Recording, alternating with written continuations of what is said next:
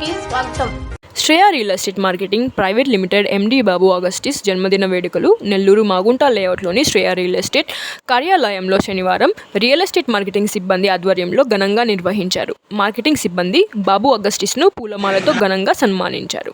సందర్భంగా Shreya real estate marketing front and warrior మాట్లాడుతూ మా శ్రేయ రియల్ ఎస్టేట్ అధినేత బాబు అగస్టిస్ జన్మదిన వేడుకలను ఘనంగా నిర్వహించామన్నారు. శ్రేయ అంటే ఒక బ్రాండ్ అన్నారు. మా అధినేత ఇలాంటి పుట్టినరోజులు మరెన్నో జరుపుకోవాలని దేవుణ్ణి ప్రార్థిస్తున్నామన్నారు. మార్కెటింగ్ సిబ్బంది కూడా కోటీశ్వరులు కావాలని ఆకాంక్షించే గొప్ప మనసున్న నాయకుడు అన్నారు. బాబు అగస్టిస్ మాట్లాడుతూ తన జన్మదిన వేడుకలు నిర్వహించిన మార్కెటింగ్ మిత్రులందరికీ పేరు పేరున ధన్యవాదాలు తెలుపుతున్నానన్నారు.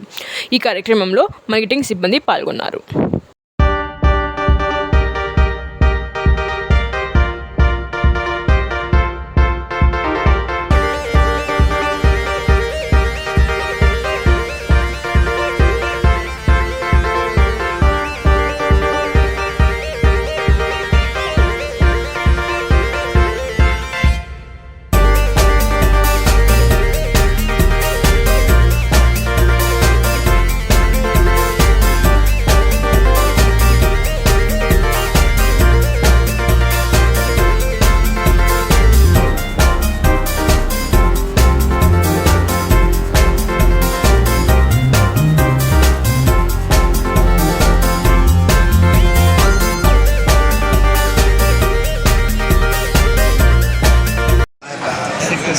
జనరల్ మేనేజర్స్, అసోసియేట్ మిత్రులు, మా సిబ్బంది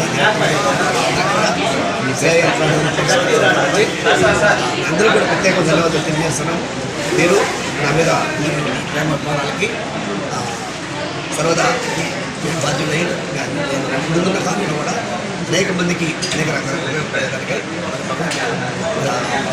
సహాయం చేయాలనుకుంటూ యొక్క నాకు జన్మదిన సందర్భంగా అభినందన తెలియజేసిన పేరు ధన్యవాదాలు తెలియజేస్తున్నాం. మాకు ఆప్తులు అందరికీ వందల వేల మందికే కాకుండా నెల్లూరులోనే కాకుండా అదేవిధంగా హైదరాబాదులో, తిరుపతిలో అనేక రకాల బ్రాంచ్లు స్థాపించి అక్కడ వేల మందికి ఉపాధి కల్పించిన ఏకైక నాయకుడు నెల్లూరు జిల్లాలోనే లేరు. అలాంటి నాయకుడు మాకు దొరకడం మా అందరి అదృష్టంగా భావిస్తూ ఉన్నాం. ఈరోజు ఆయన జన్మదినం జరుపుకోవడం మా